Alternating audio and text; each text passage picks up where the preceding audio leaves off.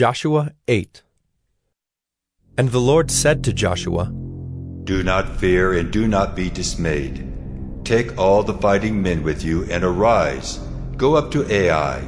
See, I have given into your hand the king of Ai, and his people, his city, and his land.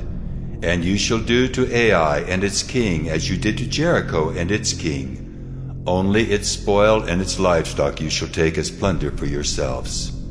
Lay an ambush against the city behind it. So Joshua and all the fighting men arose to go up to Ai.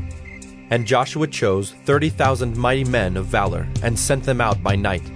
And he commanded them, Behold, you shall lie in ambush against the city behind it. Do not go very far from the city, but all of you remain ready. And I and all the people who are with me will approach the city. And when they come out against us just as before, we shall flee before them. And they will come out after us until we have drawn them away from the city. For they will say, They are fleeing from us just as before, so we will flee before them. Then you shall rise up from the ambush and seize the city, for the Lord your God will give it into your hand. And as soon as you have taken the city, you shall set the city on fire. You shall do according to the word of the Lord. See, I have commanded you. So Joshua sent them out, and they went to the place of ambush, and lay between Bethel and Ai, to the west of Ai. But Joshua spent that night among the people. Joshua arose early in the morning, and mustered the people, and went up, he and the elders of Israel, before the people to Ai. And all the fighting men who were with him went up and drew near before the city, and encamped on the north side of Ai, with a ravine between them and Ai. He took about 5,000 men, and set them in ambush between Bethel and Ai, to the west of the city.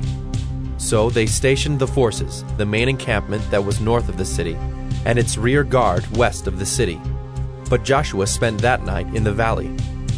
And as soon as the king of Ai saw this, he and all his people, the men of the city, hurried and went out early to the appointed place toward the Arabah to meet Israel in battle. But he did not know that there was an ambush against him behind the city. And Joshua and all Israel pretended to be beaten before them, and fled in the direction of the wilderness. So all the people who were in the city were called together to pursue them. And as they pursued Joshua, they were drawn away from the city. Not a man was left in Ai or Bethel who did not go out after Israel. They left the city open and pursued Israel. Then the Lord said to Joshua, Stretch out the javelin that is in your hand toward Ai, for I will give it into your hand. And Joshua stretched out the javelin that was in his hand toward the city. And the men in the ambush rose quickly out of their place, and as soon as he had stretched out his hand, they ran and entered the city and captured it. And they hurried to set the city on fire. So when the men of Ai looked back, behold, the smoke of the city went up to heaven, and they had no power to flee this way or that, for the people who fled to the wilderness turned back against the pursuers. And when Joshua and all Israel saw that the ambush had captured the city, and that the smoke of the city went up, then they turned back and struck down the men of Ai. And the others came out from the city against them, so they were in the midst of Israel, some on this side and some on that side. And Israel struck them down until there was left none that survived or escaped. But the king of Ai they took alive, and brought him near to Joshua. When Israel had finished killing all the inhabitants of Ai in the open wilderness where they pursued them, and all of them to the very last had fallen by the edge of the sword, all Israel returned to Ai and struck it down with the edge of the sword.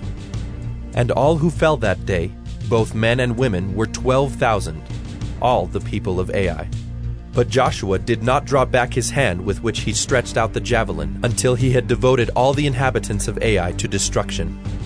Only the livestock and the spoil of that city Israel took as their plunder, according to the word of the Lord that he commanded Joshua. So Joshua burned Ai and made it forever a heap of ruins as it is to this day. And he hanged the king of Ai on a tree until evening. And at sunset Joshua commanded, and they took his body down from the tree and threw it at the entrance of the gate of the city, and raised over it a great heap of stones which stands there to this day.